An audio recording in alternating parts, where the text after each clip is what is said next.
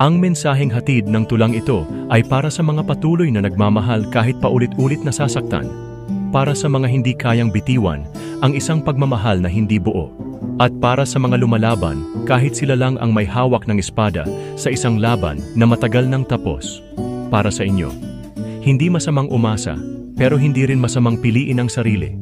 Hindi kahinaan ang pagod, at hindi kasalanan ang bumitaw sa isang bagay na hindi ka na pinahahalagahan. Mahal mo siya, oo. Pero hindi ba't dapat mahal mo rin ang sarili mo? Hindi mo kailangang manatili sa cycle ng sakit at pag-asa. May pagmamahal na hindi dapat ipaglaban, at may pagmamahal na kusang babalik sa'yo, walang hinihinging kapalit. Darating ang tamang panahon, ang tamang tao, na hindi mo kailangang habulin, dahil siya mismo ang pipili sa'yo. Kaya't kung napapagod ka na, hayaan mong ang puso mo naman ang magpahinga. Hindi ito pagsuko, kundi isang pagkakataon para sa sarili mong kalayaan.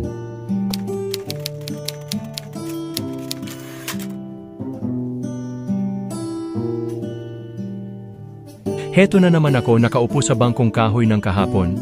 Binibilang ang mga piraso ng pusong iniwang wasak, parang sirang plaka, paikot-ikot, paulit-ulit. Paulit-ulit. Kailan ba ito titigil? Kung ang bawat pagmamahal ay tila isang laban, na ako lang ang lumalaban, ako lang ang sugatan.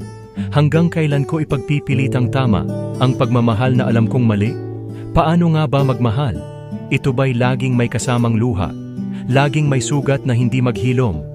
Laging may pangarap na hindi matupad? Tinitingnan ko ang sarili, hinahanap kung saan ako nagkamali.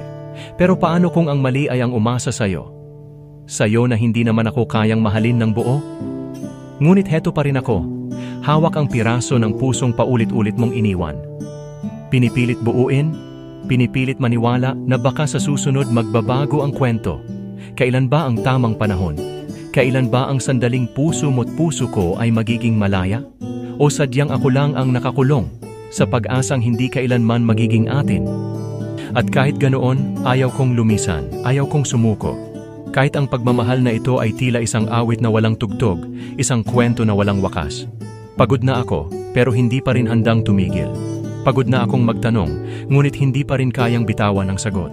Dahil kung ang magmahal ay sakit, ako na ang sugatang magmamahal. Kung ang magmahal ay luha, ako na ang luhang hindi matutuyo. At kung ang magmahal ay paulit-ulit, heto pa rin ako. Heto pa rin tayo. Sa cycle ng umaasa, nasasaktan, ngunit nagmamahal.